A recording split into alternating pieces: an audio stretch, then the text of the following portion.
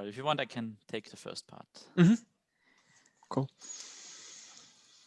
Yeah, hello, welcome to the Keptn community meeting. Today, we don't have that many topics for you in general, but we have a lot of pull requests, and I think we have a couple of items for work in progress we will be discussing with you. First and foremost, in case you have been, well, listening or watching or whatever, reading the news, you might have heard that GitHub has renamed their master branch to main to be more inclusive. Unfortunately, this causes a couple of problems with our create project if you have Git as an upstream. We are in the process of fixing this. I think there is a pull request that will be shown about this, or at least there is a pull request in our repository, and there is an issue in our issue tracker. So stay tuned, and we will address this in the upcoming release. Other than that, yeah, I think CommunityBridge regarding the mentoring program emails have been sent out. So feel free to start contributing if you're part of this program. And if you're not part of this program, there's also Hacktoberfest, and you can contribute there via the contributing.today page, which is linked here. And we also have a lot of good first issues, which you can find via the good first issue dev page, or if you just filter for good first issue in our GitHub issue page. Other than that, I'll kick it off with Florian to show some pull requests. All right, thank you. Let me just share my screen. Okay, so let's start with the first one. The first one considers the Dynatrace service. And let's just look at the story that was defined here. So basically the requirement for this issue was that we wanted to make it easier for users that use Dynatrace to integrate with Keptn more tightly.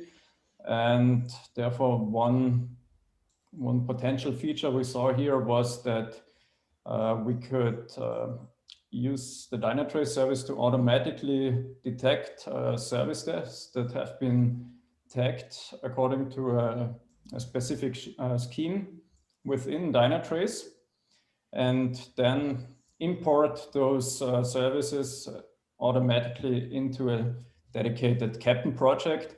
So you don't have to use the CLI anymore in order to create a new service within that project. And basically, let's just jump right into a demo that I've prepared. So we are here now in my Dynatrace tenant. And let's say let's start at the bridge to show you the status we're starting with. So we have a Dynatrace project here in Keptn with the stage quality gate. So that's the prerequisite for this feature to work. So this project with that stage has to exist. And now I want to import a service into that project and use it in my Keptn installation. So here I have, for example, the service bridge, which is one of the Keptn core services. And it already has the key value tag Keptn service with the value bridge attached to it. So this tag has been automatically created with automatic tagging rule. And now I want to enable this service to be used within Keptn for evaluating quality gates, for example. So previously, if I wanted to do this, I would have to use the CLI and send a Keptn create service -- project Dynatrace command. But now what I can do as well is I can add a tag, which is called Keptn managed. Just have to write it correctly, Keptn managed, that looks better. Add it. And what the Dynatrace service will do, it will check automatically given a specific interval. In my case, I've set it to 30 seconds. It will check every 30 seconds if any services with those tags exist.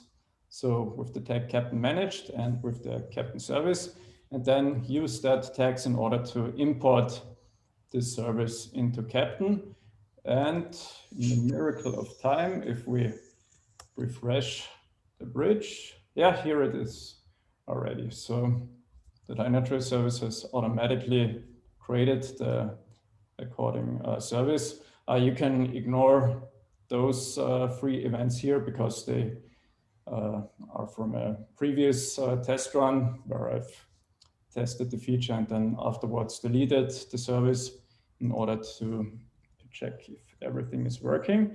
And what I can do as well is I can immediately start an evaluation using the values provided by the Dynatrace metrics API, because the Dynatrace service not only creates this new service, but it will also upload an SLI config file for the Dynatrace SLI service that describes how certain SLI values can be retrieved. So it will immediately have the capability to retrieve the response time, the error rate, and the throughput. And now you don't see my console, but I just sent a new start evaluation event. And if I refresh the page, we see that event here, and we see the evaluation already. In that case, no evaluation has been done because I forgot to deploy the SLI provider. But yeah, if it was deployed correctly, it would have done the evaluation immediately. All right, are there any questions about that feature?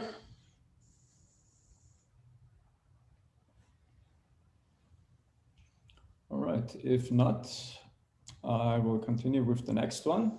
So my next issue that I would like to show you is concerns the bridge.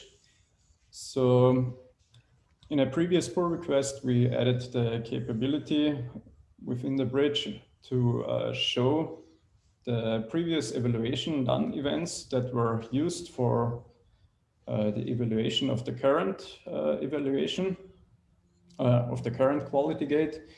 And here we had the issue that the amount of, or the number of previous evaluations wasn't shown correctly here because it used the fixed value from the SLO YAML.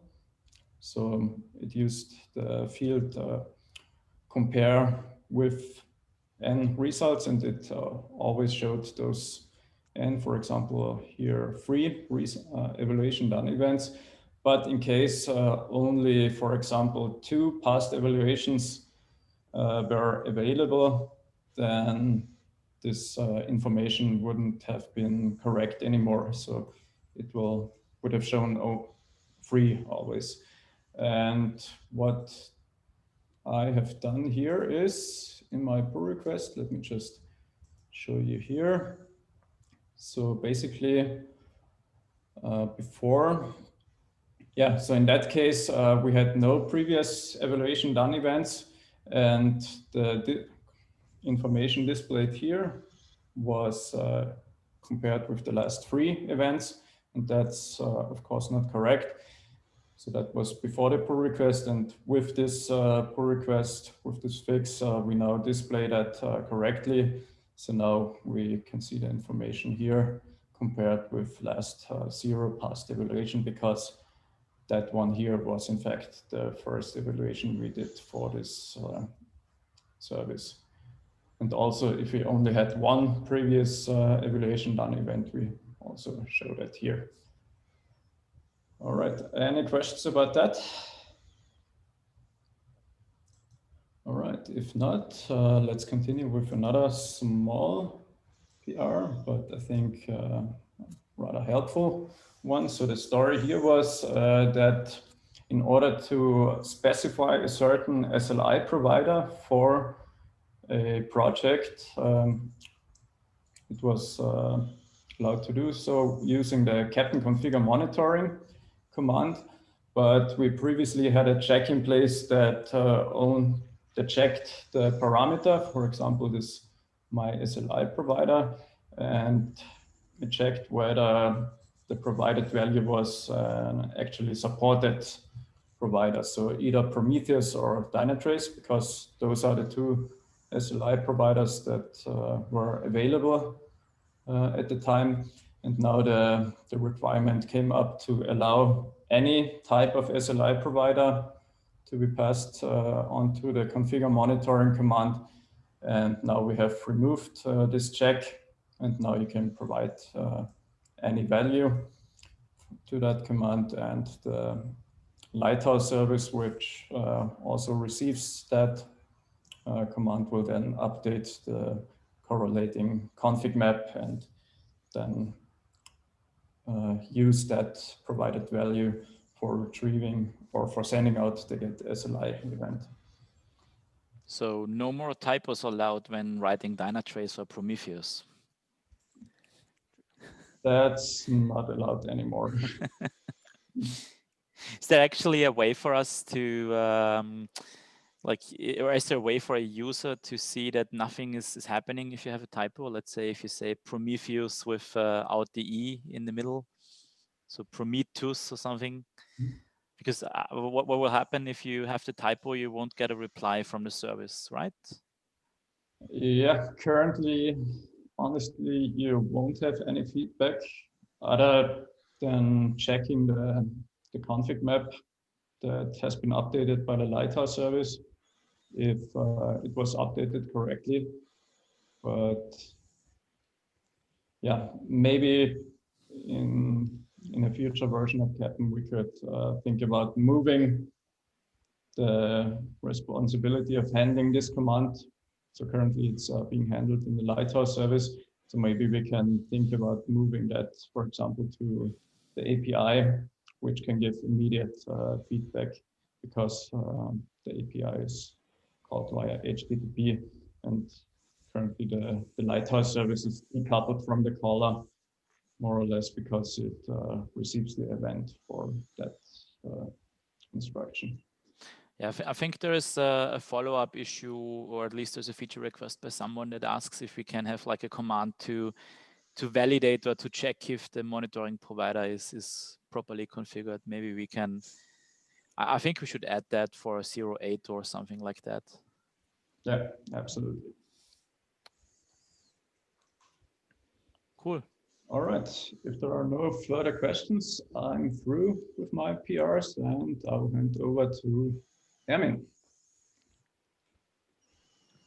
Thank you very much. I'm going to present you one pull request from my side. It's a new page in the bridge, the integrations page. And yeah, let's see what the requirement for this was. Actually, we wanted to show some information inside of the bridge, how to integrate with the CLI, the API, or also how to use custom integrations. And therefore, I will show you the live demo. I hope it's deployed. Yes. Now, when you click on a project, you have a third tab here, the integration tab. And here you can see, how to integrate to the Captain CLI or Captain API. And those are links to the docs, to the CLI and the API. And you also have some instructions. In this case, for example, the CLI, you can download the Captain CLI. You have the instructions how to authenticate. And we have also one use case here, how to trigger a quality gate evaluation, for example. So you can use this command, fill in your details like the project stage and service that you have, and you're good to go. We are looking forward to provide more use cases here. We also have the example of the API, where you can copy the API token here by clicking on this text. We have also the link to the Keptn API, which will show you the Swagger UI, and also a use case, how to trigger the quality gate evaluation by calling the API link, or actually sending a post request to this API. Additionally, we have some more integrations, which is so this the next part is loaded dynamically here. So that's why we placed here a button. We also show the information to the user that we are loading this from an external source, and because of that, there will be also collected statistical data in the background. But when you click on this button, yeah, we load an additional HTML page, which shows all the available integrations which we have now supported. For example, we have here Azure DevOps Keptn integration, also GitLab integration, and Jenkins integration, and the links to the GitHub repository. And also, for example, if we have a tutorial for this use case, then also a link to the tutorial. Yeah. The link for gathering data details can be found at. Is that to be changed, or do we need to change it in our docs? Because that is, I think, not working. You're right. That's not yet deployed since this is yeah, in development version.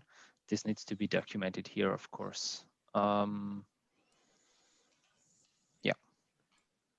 that's still an open task here. All right. I mean, I think there's also one remark that we should add from a security perspective, because when the feature of showing the API token is disabled, then also copy API token to the clipboard does not work. Am I right? Of course, that's already considered here. So in case that the feature with the API token is disabled, you won't also say the input. So this yeah, copy functionality here in the user menu, and the same also applies here. You would see a link to the documentation how to retrieve the API token instead of this copy API token to clipboard link. So that's already considered here. It would show a link to the documentation instead of this copy the clipboard functionality. We have a question from the community asking, is this integrations page more like an online help page, or what's the purpose of it?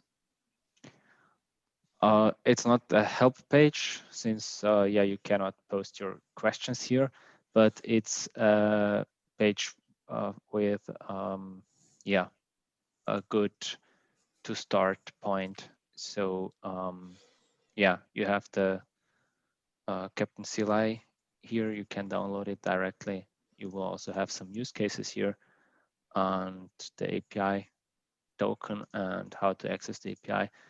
But yeah, the focus actually here is to show the integrations that we have, and all other use cases are actually covered in our tutorials page on the Keptn homepage. I also think that we should put focus on the bottom part where the custom integrations are loaded, and as we have a growing ecosystem around Keptn, more and more services, Keptn services will be available hopefully in the future, and then this is also a place where we can promote external services someone can install.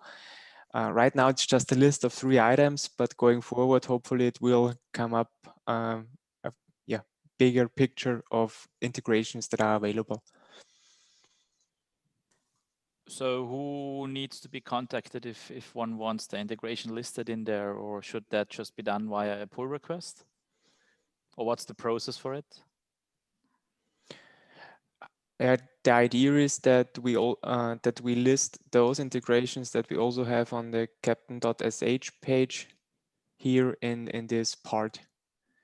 Meaning that when someone has an integration, it should go first into the official documentation, and then we also consider it as moving it into this part, because then all Keptn users will get kind of notified that there is a new integration out there. All right. Cool. Thank you for the questions. And that's all from my side. I'm handing over to David. Yeah, so I think, David, you're on the call. Do you want to quickly talk about your pull request? Yeah, hey everyone. It's good to be here and Hey. meet everybody. So I basically just did a quick test of the latest Kubernetes version 1.19 using kind Kubernetes and Docker.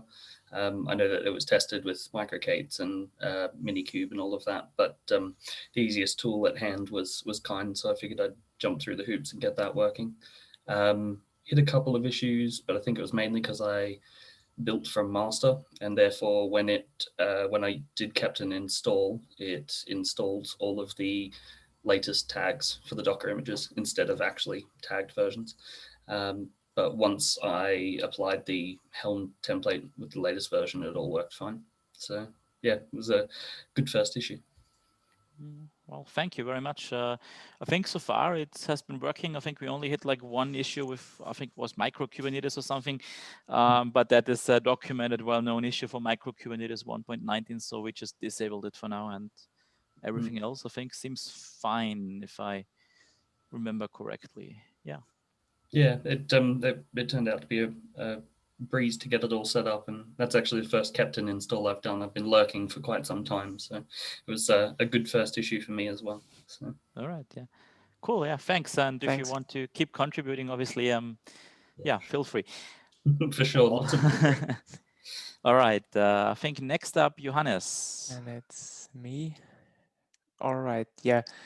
I have two pull requests to show you. The first one is a quick bug fix in the bridge. I touched Angular, at least for a little bit. And it was really a minor, because the Keptn API link was broken. There was a slash at the end, and this slash is not supposed to be there. And I just removed it. And then I flipped the links to have it aligned with the buttons and the labels or the fields down there, to have the Keptn API on top, then the CLI, and then also the Keptn API token and the Keptn auth command. Yeah, I think I don't want to talk more about that one, as it's really just a quick fix. But I just want to show you more about the improvements in regard to the documentation of the quality gates. There we added more content, also to help users to make their way through the quality gates. And when you now go to the documentations page, here to the quality gate section, then you get now how to get started with quality gates. But you first get a quick introduction, what is actually a quality gate. Then here an example of how a quality gate looks like at the end, also with an explanation of the different elements that are used in this evaluation tile to explain you the outcome of a quality gate. And yeah, I referenced this in the screenshot, and here you find then the explanation or the question the item is answering. Then it's about defining the project stage and service for your quality gate. Here it's explained based on an example. Then you actually do that, yeah, with Keptn. And when you are done with creating the project, then there is a 4-step guide or how-to where you finally then trigger your quality gate so that you can really experience what it means. And this is just the way to get started. And for more details in working with quality gates and also in integrating those into your existing pipeline, you will then find a section below. And here I have it explained based on the viewpoint or from the perspective of the CLI and also from the API. And there are always the two actions of triggering a quality gate and fetching their evaluation result. Yeah. Maybe some feedback on that quickly. I jumped across this today, so I saw that and I was like, okay, I see step 1 to step 4, and then I don't see any commands. And I'm not. Maybe it's just me, but if I see step 1 to step 4, I was expecting commands. So maybe the steps, I don't know. Maybe it's wrong wording in terms of steps down there, or maybe it need to be moved to the second part. I don't know. Mm-hmm.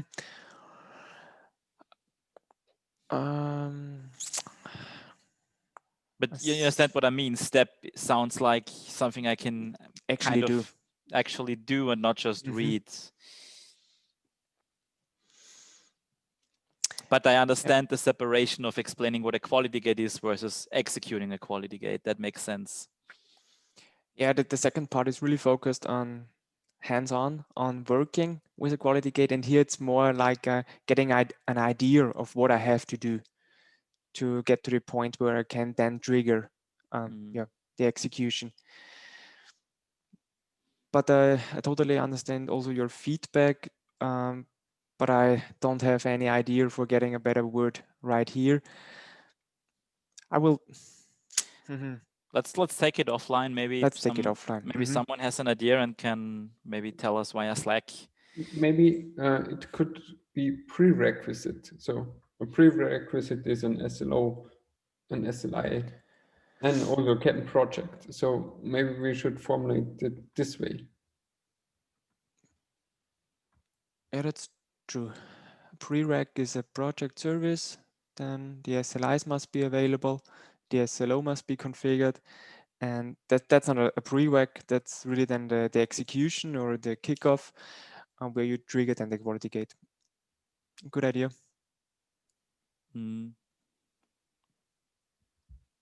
Yep. All right. Thanks for the feedback. Yep, that was it from my end. Then I hand over to Christian. Thanks. So I have a couple of doc issues that I want to present today. Wrong button. There we go. So my first thing I already said at the beginning of the meeting, like the GitHub master main stuff that's being dealt with right now. Then the second thing, or the next three things actually are doc issues. I'll just go over them quickly. The first one is describing the Keptn install options that we have with our Helm chart. So basically, if you go to, it's already deployed. So if you go to install CLI and Keptn and you go through all those steps, then you see after choosing the ingress or load balancer or port forward, you kind of scroll down and you see this part with advanced installation option for the Helm chart. And if you click on that, there we go. You get a table that has most of them, I'd say, listed. Might not be all of them, but these are the ones that make the most sense, and we can easily extend it if we have to. For instance, the CLI download link, which is a configuration option for the bridge, and bridge is obviously part of the control plane, can be any string, and the default value is null. And basically, yeah, if you set this value to something else, then this is going to be displayed in the user drop-down menu on the top right. Also, for instance, let's say every control plane service has the tag called, or the config option image.repository. So if you ever want to deploy a different version of, let's say, bridge, in this case, you can set control plane.bridge.image.repository to for instance, docker.io/whatever, and by default it's docker.io/Keptn and the service. This is, for instance, something that's used and also described below. If you want to execute Helm upgrade without internet connectivity, then, for instance, you set control plane.bridge.image repository to like this. So we have some examples for it below, and it's described above what it is. Any questions about this? Okay, the second one I was working on is a prerequisite for the current release. It's basically a cleanup task. So I went through the docs and I saw the term distributor is mentioned a couple of times. That's not bad or something, but we don't use the distributor as a dedicated deployment anymore in Kubernetes, but we use it as a sidecar to our microservice that we deploy. We had a couple of instances where we referred to the distributor for checking if everything was deployed properly, for troubleshooting the installation. So I just cleaned that up and it's gone. And the last one is still work in progress, but I want to show you a quick preview. So similar to what Johannes did for improving the documentation for quality gates, I started to actually kind of rework the documentation for our delivery assistant or manual approval. And there's a pull request that will need some review and some comments. But essentially, I added a delivery assistant page in the continuous delivery section. Because this is right now the only place where you can use the delivery assistant, as far as I know. And yeah, so I've copied the part with Bridge and extended it with some more information, a screenshot like this is an approval triggered event in Bridge, and how to now send an approval finished event via the CLI, via Bridge that was already existent, or even via the API. Yeah, so for the CLI, I added a command and some of the output that's being generated. Same for if you want to send the approval finished directly via the CLI, you get like the option how to use it, or which one you want, and whether you want to approve and decline it. And for Bridge, as I said, this was already there. I just copied it over. And this one is new for the API. Obviously, if you want an integration without the CLI, without Bridge, you can just use the what is it called, V1 event endpoint of our API, and you send this cloud event directly to the API. And I added this here. I think it's not, yeah, I think it's correct now. You need the SR Captain context, and you need the ID of the previous approval triggered event, and the SR Captain context goes again into the SR Captain context, and the ID goes into the triggered ID. So if you want to build an integration with that, I think that's valuable information. And I hope it's correct. Okay, any questions or comments about this? There is no question on that issue, but Rob was asking if there are, when you do a Helm install and you change the setting, does this work? And I mean, are there any gotchas or tricks, tips and tricks to update a Helm chart? So what should work, at least that's, I think, what we documented. You can always reinstall Keptn is maybe the wrong word, but you can re-upgrade, I think, the same Helm chart and just change the values as far as I'm aware, but shouldn't be, well, there's no problems known to us so far. So if the installation worked the first time, it should work the second time, but maybe Andreas has some more input on this. Right. So you always have to be careful if there are any database migrations, of course, which we do not have for 0.7 to 0.71, then a Helm upgrade always works, basically. And you can even reuse the values which you have set by Helm upgrade minus reuse. Yeah, I think Rob also made a point. I just read the comment here. We should maybe add last updated or something, or date added to here, and maybe in the end, this might not be a list that is release specific, but this might be a list that's outside of the release, and we just add when this value was available or not available. So, for instance, this one has been available since 0.70. But the bridge version check enabled, I think, has just been introduced with the release that we're currently working on, if I'm correct. True, yeah, that's true. Ankit is asking, where can I find the Helm chart templates? So the Helm chart itself, we publish it to storage.googleapis.com/Keptn installer. But if you want to have the source files for the template, they are in our repository in the installer subdirectory.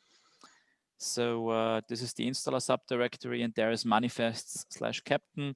And this essentially is the whole Helm chart with the subcharts, like there's continuous delivery and control plane, and then control plane again has a chart for MongoDB.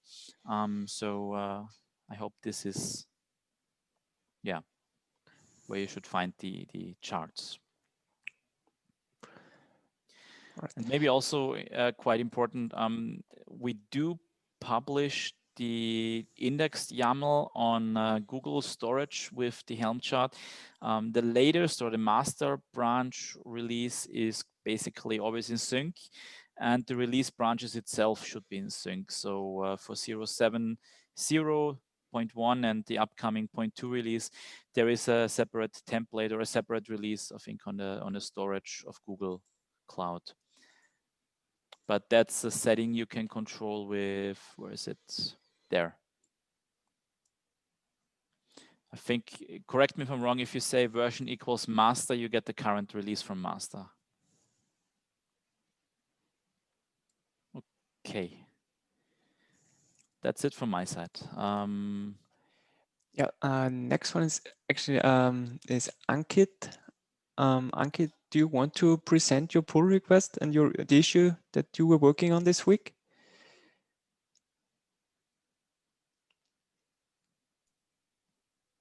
Hi.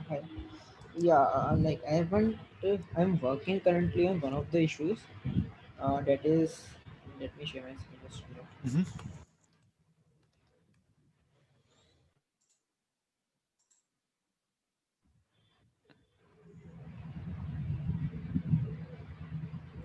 Visible?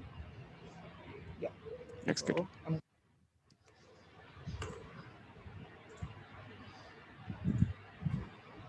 currently working on this issue to add the post installation steps for the service if the service is node port or load balancer service. So I think Christian has already reviewed and left some comments. I'll try to close this up today. Other than that, there is one more issue that is actually merged. That Supra was working on the issue to uh, provide a Keptn config, a file environment variable, so that we can pass API endpoint and tokens directly from there. Let me show you. So yes, yeah, this one. So right now this PR is already merged, but the PR doesn't support the Mac, doesn't support for Mac and Windows. So Supra has added a port for the integration with Linux only. So I have extended this feature in for Mac and Windows as well. Mostly I was working on these two PRs. That's almost close. We'll close the PR as well. That's it. Thanks a lot. One more thing, while installing Captain CLI, so I was facing some issues. Let me show. So there is one service or API service. Uh, it contains distributor which has some topics for nets, I think. So that service, that container, particularly that one of the containers won't getting up because it doesn't contain topics. So it was going back in crashback loop. So I have removed that particular container as of now, and that fixed my issue. But I would like to to raise the PR or the particular issue related to that if that's a problem with the API service. Yeah, actually, that's exactly the problem that David was running into, if I remember correctly. I think it was the API service running into a crashback loop or whatever. Yeah. So that doesn't contain topics that is being required for it. So as of now, I've removed the container itself, so it fixed my issue. Mostly, I was working on these things. Yeah, if you can make a pull request for that, that would be nice. Thanks. Sure. I'll raise I mean, this. you don't need to create an issue. Like really, just make the PR. I think was it like 1 line of change or 10 lines of change? Sure, no problem. Thanks. Okay. Is anyone else here that has something to present that we didn't mention yet? In the attendance list, I can't see any member who was working on a PR this week. Right. Yeah, let's jump to the working items. Do you want to present, Johannes? Yeah, I can share my screen now. All right. Yeah, I moved already all those that have been presented to the done column. Let's just quickly go over those that are in ready for review or finished by someone else. Prepare release 0.7.2. Yeah, so I think I've completed the bullet points from the from the issue. As it was a meta issue, there was no real PRs except for the one where I removed the distributors.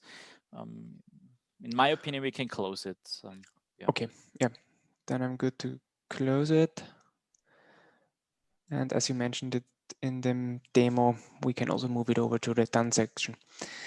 Then here is one issue that is that Florian is working on. It's all about the renaming of GitHub, where they changed master to main. Florian, what's the status? So the status here is I've already implemented a fix for the current release branch for 0.7.2 that's already been merged. So that's not blocking us anymore in the current release. But the reason I've not shown it yet in the community meeting is that I have implemented a different approach for the current master branch that is not merged yet, and I would like to discuss both approaches next week. All right, perfect. Then Ermin, that one that is related to the integrations page, we leave it open since there is still the documentation missing, right? Yeah, I will integrate the documentation page, and yeah, let's close it after that is finished. Perfect. Then there are actually three PRs from Anukul. Yeah, let's just open those. And I can talk about them if you want. So if you can open the PR, I think it's easier. Yeah, anyway, this one is also good. Sergio has created this feature request for us, and Anukul has finished it. Thanks, Anukul. Essentially, we want to present the Keptn server version in the Keptn version output of the CLI. And yeah, I think he's shown this to us last week in a short demo, but he's made some changes since then. But it has been merged, it works fine. It's now basically querying the Keptn API and using the Swagger YAML, which contains the version info. And this is the primary output. I think it's working nicely. I've tried it out. So nice feature, great job. And yeah. Thanks a lot. Then the next one, I see this is merged already as well. YAML input support for URIs. Maybe Florian, you can help me out here a little bit. I'll do the intro. You can do the conclusion. So as you can see, this is a feature request by Adam, and he was asking whether we can supply the shipyard via a URL instead of having it on the local hard disk. And Anukul also implemented this nicely as far as I can tell. And maybe Florian, you can add some details if I missed something out. Yeah, you pretty much described it correctly. So Anukul made a pull request where he used a library. I don't know the name yet, but basically this library he used provides a function to determine whether a certain string is a URL or not. And based on that, the result of this check either continues on to use the provided input as a local file path, as it's being done now, or if it is a URL, he sends a HTTP GET request to that provided URL, retrieves the content of the file, and then uses that to create the project. Nice. Should we change our docs, Johannes? Or, I mean, like for creating projects and stuff? Because this is a nice way to not having to check out the examples repository, for instance. Yeah, that's true. I mean, I expect that it's documented right in the code, at least to explain it, yeah, at the command. Yeah, but we should also think about adding it to an example. I mean, essentially, this allows us, if we have like 3 or 4 shipyard files lying around somewhere, to just reference them via HTTP. Yep, that's true. Yeah, I think we should sell this feature to users. And how can we sell it? By documenting it, and we should definitely think, or we should provide documentation there. Yep, let me take a note. Yeah, thanks for that feature as well. And the last one is CI include Pluto to automatically check for deprecated Kubernetes versions. I'll just quickly talk about it. We don't need to look at it. Essentially, Kubernetes deprecates certain API versions from time to time. That's probably a good thing, considering how many API versions they have that contain the word alpha or beta. So Pluto helps us in detecting those deprecated Kubernetes API versions up front and prints us a warning, or essentially the CI task fails if we check in some code with a deprecated API version. And in the future, this also helps us if we say we need to support a new Kubernetes version, then we can just use the newest Pluto version and configure the Kubernetes version in there. And then, yeah, it should check for deprecations. So yeah, it fails for us in the CI before it fails for the end user when they try it out. So that's a good thing.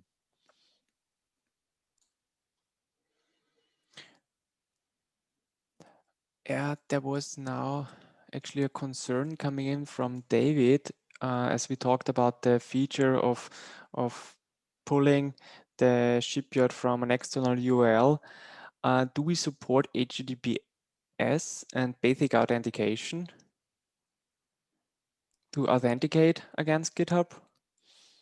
We have not tried this out in this case, but I think so far this feature is only available for the shipyard file. So I don't see a huge demand for having basic auth in there, but obviously if we extend this feature for more than just shipyard files, let's say SLOs, SLIs, then yeah, we should probably redefine to also include authentication headers and stuff somehow. For now, I'm pretty sure this basic auth might work, but I'm pretty sure it's not defined to work. So, but if you want, you can raise an issue on GitHub with that, and we'll have a feature request for that, obviously, and we can tag it as a good first issue as well. Yeah, I think the main use case is just onboarding projects. Having sort of CI itself to onboard projects, or automation to onboard new projects. The first thing that jumped to mind when I saw that feature. Yeah, but it could also be for demos or for workshops if you just want to quickly create a project, onboard a project, whatever, without having to check out the Git repository. Might also be nice if it just works out of the box. But yeah, there might be some pitfalls with basic authentication. Next thing that comes to my mind would be proxies.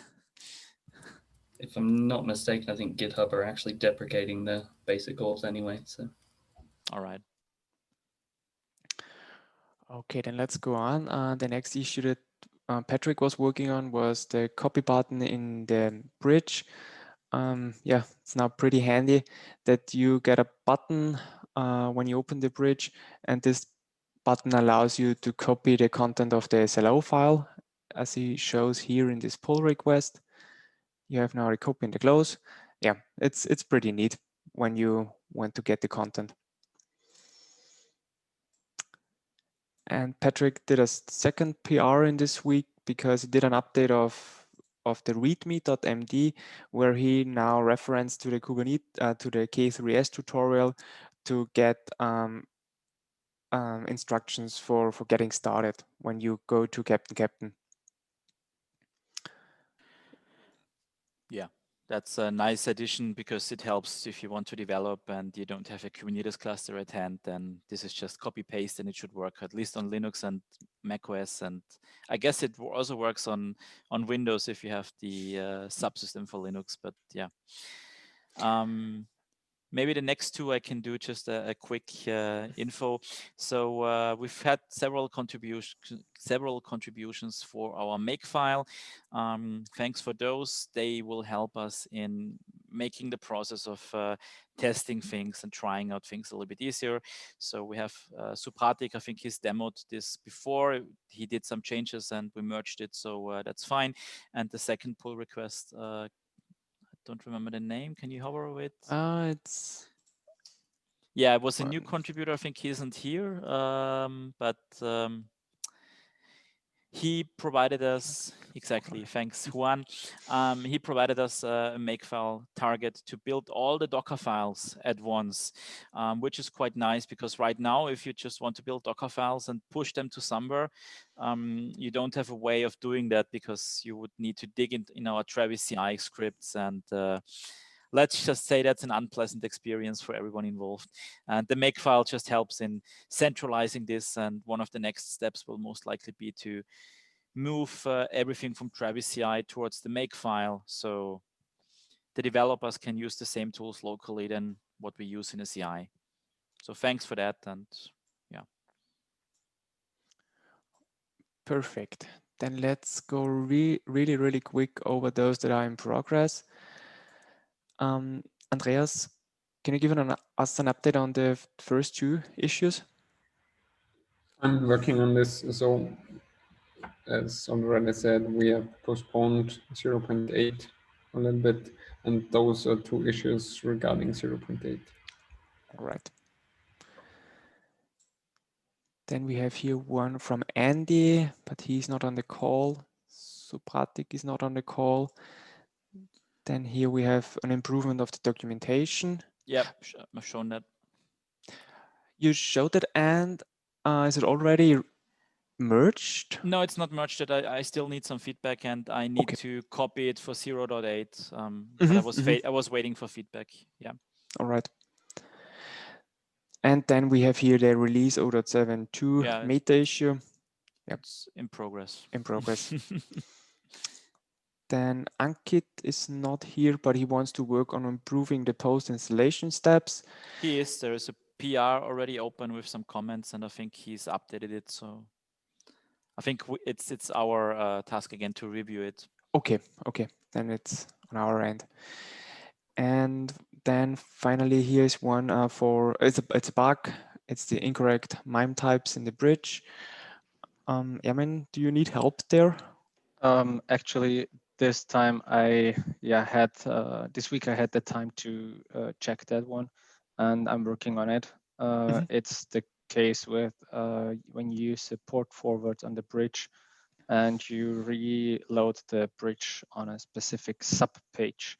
The base URL is set wrong, and therefore the JavaScript and the style sheets cannot be loaded correctly. I'm working on that one, and we'll fix that. Okay, perfect. Then we skip the next column as they were already discussed last week, and let's go to the backlog. Here I want to present you one issue. It's about not cleaning the quality gate evaluation results. It's more about invalidating evaluation gate results, because there was the user request coming in if it's possible that we can kind of mark one evaluation as not valid, like shown in this example. Here is one that is an outlier compared to the others, and this user wants to ignore that particular evaluation result from the process of doing the quality gate evaluation. And as you can see here, or can read here on this issue, we came up with a conclusion or with an idea of sending an sh.captain.event/evaluation invalidated. And this is the payload of this event. And with this event, you can then mark it as not valid, and then it will be excluded from the comparison strategy that you specified in your SLO file. Yeah, and there was a lot of discussion going on to came to this conclusion and to this idea, but it's now really the approach that we also want to provide an additional endpoint that is added to the /events endpoint, followed by the type and then the actual type of the event itself. And under this endpoint, you then can use a query parameter to exclude invalidated evaluation results, so that you don't have to fetch all evaluation results that are valid and those that are invalid and then do the match. This will be implemented by this endpoint. And it's now already a long story, but we also need to reflect this in the bridge, meaning that you will then get the possibility to select one particular evaluation result that you want to mark as invalid. And therefore the wireframes are still missing. Yeah, quite a long task, a long story. But is someone up to work on that one the next week? Yep, here. So I will do the implementation in the backend. All right, cool, thanks.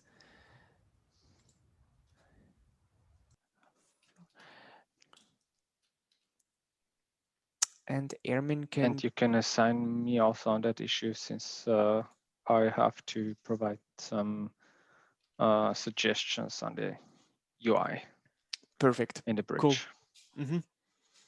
When you need help for the wireframe, please let me know. Of course. Okay, yeah. And then we are now getting back on track, working on the Keptn 0.8 release, and I now moved those items to the backlog again that were already started a couple of weeks ago. It's the Annexify of the Keptn's bridge. And then also we already discussed that the project board, which is now the main page in the bridge, should be splitted up into smaller components. And this is also considered as a refactoring task. I mean, yeah, since I have already been working on the Annexify issue, yeah, I'm already assigned, and you can move it to the assigned and committed. Okay. Tab. Thanks a lot. I mean, I will also move that one over, as we already assigned you to that issue. Yeah, of course. Okay. And the, and the same is true for the CLI support of the new shipyard format. Florian, you raised your hand a couple of weeks ago to work on that one. Are you still okay doing that? Yeah, sure. Looking forward to it. Perfect. And then finally, I have here one issue that is about providing the documentation of the services that are now possible to run in the execution plane. As we are now supporting the new shipyard format, also there are changes required on the services that execute the new shipyard. And this should be the first documentation for that change. Here I referenced the content that refers to the external services, and then here are the tasks or the things that need to be considered in the documentation.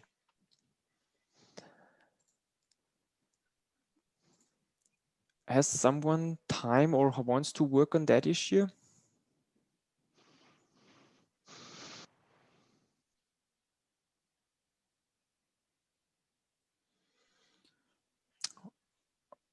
Okay, then let me just leave it where it is. And when someone finds time in the next week, then please please assign you or leave a comment there, and then we will assign you to that one. All right.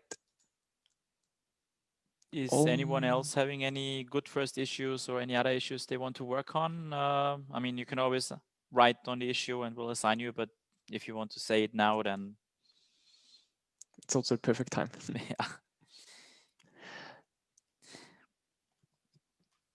All right. Yeah, Right, we're yeah. also trying hard to add some new issues, especially good first issues. But if you want to take another one and you're not sure about it, just ask questions on it. It also helps us to understand what we are missing in our descriptions for the issues. All right. Yeah, and to close this community meeting for this week, I have to announce two announcements that came in during the meeting because Rob did an update of the video for the Alexa skill. This one is you can find here. Please follow this link to see the new or the updated version. And Rob and Jürgen will also present Keptn tomorrow at the devopsstage.com, which I think is a meetup, or let's just go there. It's actually a conference, an online conference, and there Rob and Keptn will present Rob and Jürgen will present Keptn.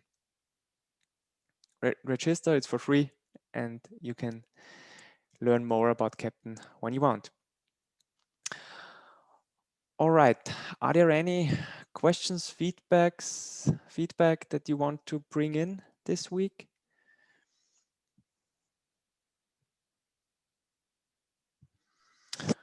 I guess we're over the hour as well, so let's conclude it. Let's conclude it. All right, then thanks for joining this week. Have a nice day and see you next Thursday.